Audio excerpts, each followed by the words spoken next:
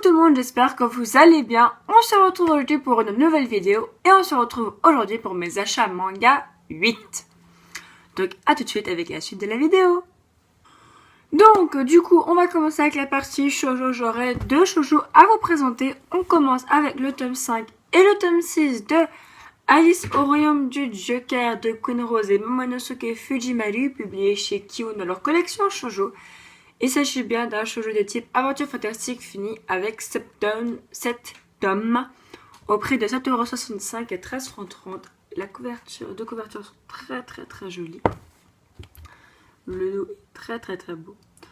Donc ça fait un petit moment que je vous présente les tomes de Alice au royaume du Joker, tout simplement parce que je suis en train de me rattraper la série.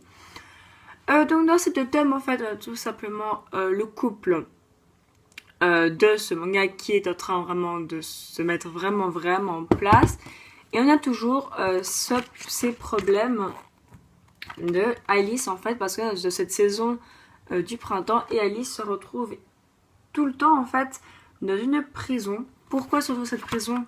C'est tout simplement parce qu'elle a des regrets, et du coup tant qu'elle ne peut pas passer outre ses regrets, elle ne pourra pas vivre heureuse. Elle ne pourra pas vivre heureuse dans ce monde.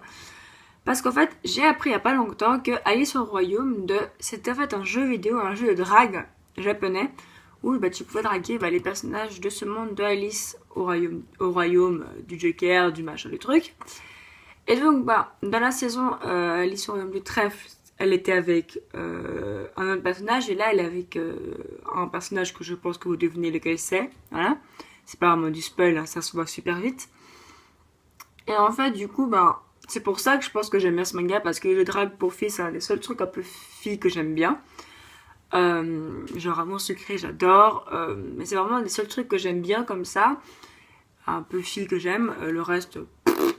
Du coup, je pense que c'est pour ça, en fait, que ce manga, je l'aime bien, tout simplement parce que, il y a quand même un petit peu d'action. Alors, c'est très cucul après, il y a tout le monde qui aime Alice. Alice, elle a un caractère, parfois, tu as envie de la tuer. T'es là, non, mais c'est bon, quoi, enfin... Passe à autre chose, si tu veux rester là, reste là, mais commence pas à m'emmerder avec tes histoires. Mais ce qui sauve vraiment le manga, c'est les mecs, hein, justement, qui ont des vrais caractères assez bien tranchés, et qui sont super drôles et super choux. Là, surtout un personnage qui, en fait, fait vraiment un gros revirement de situation. C'est un personnage qui, à la base, vraiment, je pense tout gentil et tout, alors qu'en fait, c'est une sale... race, hein, si je peux me permettre. Donc c'est un personnage qui en fait qui a pas vraiment des très bonnes intentions, et du coup je trouvais ça assez choquant parce que je m'imaginais pas du tout. Alors il y a des trucs qui sont très prévisibles, d'autres que non, genre à la fin de ce tome 6 il se passe un truc, j'étais choquée, non mais vraiment, hein. Et je comprenais pas pourquoi en fait, et je comprenais pas ce qui allait se passer dans le tome suivant. Du coup franchement pour ça, si vous aimez beaucoup le shoujo, je peux vous le conseiller. Sinon, c'est peut-être pas le shoujo que je vous conseillerais. Bon, moi, j'aime pas les shoujo non plus. Moi, ça passe. Du coup, franchement, voilà. Après, si vous voulez savoir, il y a 3 saisons, là, pour l'instant, qui sont publiées chez Kiun. Donc, Alice au royaume de cœur, de trèfle et de Joker. Franchement, moi, j'ai lu trèfle et Joker. J'ai pas lu le cœur. Alors, le cœur, c'est la première, donc, qui explique pourquoi est-ce qu'elle arrive dans le monde. Mais vraiment, au début de chaque tome, t'as l'explication de tous les personnages. T'as le glossaire des personnages, et ensuite au début de chaque série il te réexplique un petit peu le monde. Du coup en fait tu recomprends très vite et tu peux parfaitement te lire une saison sans avoir lu celle d'avant. Donc voilà. On passe maintenant à un shoujo que j'avais depuis très longtemps à lire et que j'avais jamais vraiment repris ma lecture. Alors c'est un shoujo qui n'a rien de shoujo du tout, et c'est un shoujo en fait que ça me dégoûte un petit peu parce que pour l'instant il y a un problème avec l'éditeur japonais, donc on sait pas quand on aura la suite. Il s'agit du tome 6 et 7 de Haru Alice de Ikumi Katagiri et Ai Ninomiya. C'est publié chez Cazador Collection Shonen Up, mais il s'agirait bien d'un shoujo de type aventure fantastique, fini en 12 tomes. Et nous, on n'est que au tome 7. Et évidemment, on n'a pas de date pour le tome 8, tout simplement parce que ça fait un petit moment qu'il n'y a plus de date. Donc il est au prix de 7,99€ et je n'ai aucune idée du prix en francs suisses. J'avais très longtemps que je n'ai plus acheté, du coup j'ai complètement oublié. Je vous montre les deux couvertures qui sont trop belles. C'est trop beau.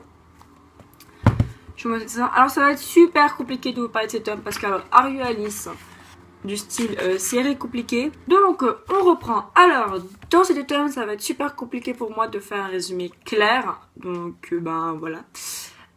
Pas parce que je les ai pas lus il y a longtemps. C'est juste qu'en fait c'est tellement compliqué comme série. Donc en fait dans ce tome on a Alice qui était vraiment dans une situation très mauvaise dans le tome précédent. Et donc bah, cette situation se règle à peu près. Et du coup, on a Alice qui prend une décision super importante en fait et qui va tout simplement poser problème à tout le monde en fait et c'est vraiment une grosse décision. C'est-à-dire que il y a tout le monde qui est embêté par cette décision, mais Alice, il n'en démordra pas. Et donc, c'est surtout cette décision et on a vraiment Alice qui va se confronter à quelques personnages pour dire oui, non, mais c'est comme ça que je veux le faire, c'est comme ça que je le ferai. En même temps, on a le lapin blanc qui tombe de plus en plus dans cette folie un peu, qui tombe de plus en plus, dans la folie. Hein. Et vraiment, on a un petit peu les aboutissants de certains personnages et c'est vraiment génial.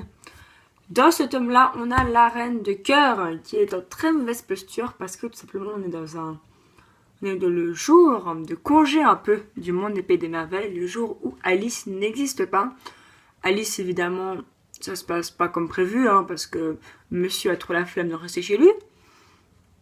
Et du coup, en gros, c'est super drôle parce que la reine de cœur, elle va s'en prendre plein la gueule, hein, parce qu'il faut savoir que c'est un personnage qui est pas si blanc que ça, et qui aime plus le rouge que ce qu'il prétend. Donc franchement, ça j'ai adoré. Ces deux tomes, j'ai trouvé géniaux. Je reste très évasive, hein, vous l'aurez remarqué, mais c'est vraiment parce que Alice... Are You Alice, c'est vraiment génial et vraiment je vous le conseille. Après, voilà, attendez qu'on ait de nouveau des informations sur la publication de cette série parce que pour l'instant, on ne sait pas si on aura un jour la suite. Du coup, vous lancez pas d'une série où vous savez pas si vous allez avoir la suite. Ce qui est vraiment dommage, hein, parce que du coup, ça me saoule un petit peu de pas avoir la suite parce que c'est vraiment une série que j'adore. Donc, on va commencer la partie shonen avec une bonne lecture. Il s'agit du tome 7 de Logorizon, la brigade du vent de l'Ouest de... Attention, le dessin de Koyuki, le scénario de Mamare Tono et les personnages de Kazuhiro Hara. Donc, la brigade du vent de l'Ouest, donc Logorizon, la brigade du vent de l'Ouest, est publié chez Kana et c'est un shonen de type aventure fantastique, toujours au cours avec 9 tomes. On n'a pas la date pour le tome 8 chez nous. Au prix de 6,85€ et de 10,30 €. Je vous montre la page couleur qui est très jolie. Très jolie. Donc, Logorizon, la brigade du vent de l'Ouest, c'est en fait un peu un spin-off de l'anime Logorizon, où on va se concentrer sur la brigade du vent de l'Ouest, qui est de le chef s'appelle Sojiro, je sais pas quoi. Et c'est une brigade où il n'y a que Sojiro qui a une espèce de bombe atomique dont toutes les filles sont amoureuses de lui, sauf une qui le déteste parce qu'elle est que pour les filles. Donc voilà. Et du coup, en fait, sa brigade, il n'y a que des femmes dedans, donc c'est super drôle déjà. Alors, donc c'est un petit peu à la Sword Art Online, hein, c'est-à-dire qu'elles se retrouvent coincées dans le jeu, sauf que ici, ils peuvent mourir et revivre. Sauf que à la base, vous me disiez, s'ils peuvent mourir et revivre, il n'y a pas vraiment d'intérêt à l'histoire. Sauf que, en fait, mourir et revivre va commencer à apporter quelques petits problèmes. Déjà, pendant certains tomes, ça a apporté un gros problème. C'est-à-dire qu'on tuait des joueurs juste pour avoir de l'XP. Et maintenant, on trouve un autre problème au fait de revivre, et comme ça, de mourir, de revivre, de mourir, de revivre. En même temps, on a le problème que ces aventuriers, il faut qu'ils recommencent à faire une société, c'est-à-dire qu'ils commencent à faire un gouvernement. Et du coup, en fait, ils sont tellement occupés à vouloir faire ils sont tellement occupés à vouloir refaire un gouvernement, à un peu s'établir, hein, qu'ils en oublient de faire des quêtes et ils en oublient de débarrasser un petit peu le monde des monstres. Parce que les PNJ ont aussi un peu acquis une conscience propre. Et bah ils se rendent compte qu'ils sont pas dans la merde les PNJ parce que tout simplement ces aventuriers ne se battent plus. Et les gobelins, les monstres, eux, ils continuent d'apparaître. Du coup, on a vraiment une situation très très très dangereuse. Et dans ce tome, on a un nouveau problème, gros problème. C'est un personnage qui va tenter comme ça de créer un aventurier de toutes pièces. Alors ça, j'ai adoré, le résultat est super flippant. Et franchement, ce Giro va avoir pas mal de problèmes. Du coup, je pense que le tome prochain, le 8, il y aura plein de combats, donc ça va être vraiment super. On passe maintenant à une très bonne lecture. Il s'agit du tome 2 de L'Enfant et le Maudit de Nagabe, publié chez Komiku. Il s'agit d'un shonen de type fantastique suspense, toujours quoi avec 3 tomes. On n'a pas encore la date pour le tome 3, au prix de 7,90€ et de 13 francs 70. Je vous montre la page couleur qui est à mourir. La couverture qui est trop belle. La couverture qui est... C'est le dessin. Oh, qu'est-ce que c'est beau le dessin. Alors, le dessin est très beau, mais parfois j'avais du mal à comprendre ce qui se passait. Du coup, j'étais vraiment en train de réfléchir et de froncer les sourcils parce que je comprenais pas ce qui se passait en fait, ce que le dessin voulait dire. Donc, dans le tome précédent, je sais pas si je vais en parler. Donc, L'Enfant et le Maudit, c'est l'histoire d'un monde où certaines personnes sont des maudits, donc ils ressemblent à ça. Et dès qu'ils touchent quelqu'un de l'intérieur, cette personne de l'intérieur devient un maudit, donc une personne de l'extérieur. Et on va suivre le docteur avec cette petite fille qui vivent ensemble, donc je sais plus le nom de Sheva, mais qui vit avec Sheva. Et en gros, ils vont vivre ensemble et Sheva, tout ce qu'elle fait, c'est attendre sa tante. Et lui, il sait que sa tante, elle est un petit peu abandonnée. Mais du coup, le professeur, en fait, il veut se sortir de cette malédiction pour pouvoir être une vraie personne pour Sheva, pouvoir la prendre dans ses bras, etc., etc. Sauf que dans ce tome 2, on a révélation sur révélation. Et on a une révélation qui va te remettre tout en cause. C'est-à-dire que cette révélation, toi tu dis oui, c'est bon, tout va bien, c'est normal, etc. Non. Rien du tout. Cette révélation, mais elle te met un punch. C'est-à-dire qu'elle te met une droite, puis elle te fait pleure. Et tu fais oui, pardon. Enfin, vraiment, c'était impressionnant comme ce tome m'a remué. Surtout parce qu'on a plein de révélations, on a un petit peu des prémices de début de malédiction. Et t'as un personnage, t'apprends un truc sur lui, tu fais ups. Non, alors franchement, L'Enfant et le Maudit, c'est vraiment une série que je vous conseille à 1000%. Vous le voyez sur toutes les chaînes, un peu de manga. Il y a une bonne raison à ça, c'est que c'est vraiment génial. On continue avec une très bonne lecture avec le tome 6 de Père et Fils de Mitagawa, publié chez Kiun dans leur collection Seinen. Mais il s'agirait d'un shonen de type comédie, tranche de vie. Toujours quoi avec 7 tomes. On n'a pas encore la date pour le tome 7. Au prix de 7,90€ et de 13 francs 70. Je vous montre la couverture de malade. Trop belle. La page couleur encore plus malade. Alors, dans ce tome, on a un gros flashback.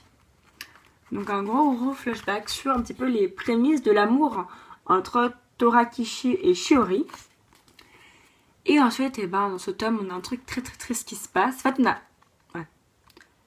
dans ce tome, on a ce premier flashback et on a un deuxième flashback qui est un petit peu sur le passé de Torakishi et de sa grande sœur, de son grand frère. Pourquoi est-ce que sa grande sœur le materne autant? Parce qu'en fait, sa grande sœur se sent coupable de quelque chose. Donc, vous apprendrez évidemment de quoi il retourne dans ce tome. Franchement, ce tome, une révélation. Pourquoi? Premièrement, tu apprends la vérité sur le passé de Torakishi et Shiori. Et tu as un personnage qui dit à Torakishi, écoute, alors c'est pas vraiment un spoil parce que je vais pas vous dire sa décision à Torakishi, mais il dit à Torakishi, écoute, il faudrait que tu te remaries en fait. Shiro, il va devoir aller à l'école, il pourra plus te suivre, il lui faut une mère. Donc il faudra que tu te remaries. Et c'est un personnage, tu t'attends tellement pas à ce que ce personnage vous dit ça, que t'es un petit peu choqué, quoi. Enfin, moi, je m'attendais trop pas. Surtout que ce personnage décide que prend une grosse décision. Donc j'étais là, ah merde, oui, quand même, à ce point. Et du coup, là, Torakishi, qui pendant tout ce temps est vraiment en proie au doute. Qu'est-ce qu'il doit faire? Est-ce qu'il doit faire ça? Et tout, et tout. On a un petit couple qui est en voie de formation vraiment trop mignon. On a Shiro qui évolue. Hein. Ce gamin, il a tellement évolué, je l'adore. Donc, parce qu'ils reviennent au village natal de Torakishi. Et ce gamin, là, Shiro, il a vraiment évolué. C'est-à-dire qu'il est devenu un vrai enfant, il veut jouer avec les autres, il veut aller à l'école, il veut apprendre. Et tout ça, c'est génial, mais tout ça, c'est très problématique pour son petit papa. Alors donc, franchement, père et fils, qu'est-ce que j'ai kiffé cette série, qu'est-ce que je kiffe, hein, parlons au présent. Franchement, je vous conseille cette série parce que c'est touchant. Et puis vraiment, c'est un moment de détente, de bonheur. Et il y a quand même pas mal de rebondissements et de suspense. Franchement, j'adore. Et on passe maintenant à mon gros coup de cœur. Mais ça, c'était obligatoire. Chaque tome, c'est un coup de cœur pour moi. Je peux pas être objective. Il s'agit de Baragamon, le tome 14 de Satsuki Yoshino, publié chez Kiun. Il s'agit d'un shonen de type comédie tranche de vie. Toujours en cours avec 15 tomes. On n'a pas encore de date pour ce tome 15. Au prix de 7,65€ et de 13,30€. Matez-moi cette couverture. Ces dessins de taré. Donc dans ce tome, on a beaucoup d'humour, encore une fois. Baragamon, c'est vraiment beaucoup d'humour. Parce qu'on a, évidemment, Honda qui a décidé d'ouvrir son école. Sauf que, évidemment, à chaque fois, il propose à plein de personnages. Sauf que c'est tellement cher que du coup, il n'y a personne qui veut. Du coup, c'est super drôle. Et franchement, j'ai kiffé ce tome. Il n'y a pas beaucoup d'action, mais alors qu'est-ce que je suis prête dedans. Moi, j'ai lu le tome de A à Z, j'ai pas besoin de pause. Je suis dans le thème et je suis bien quand je lis cette série. Je suis bien, il y a beaucoup d'humour, des personnages avec des caractères hilarants. Franchement, j'adore. Franchement, Baragamon, c'est vraiment une série que je vous conseille à 1000%. Voilà, c'est déjà la fin de cette vidéo. J'espère vraiment qu'elle vous aura plu. N'hésitez pas à me dire en commentaire ce que vous avez lu. Et je vous dis surtout des gros bisous. À bientôt pour une vidéo. Et surtout, à vous les studios.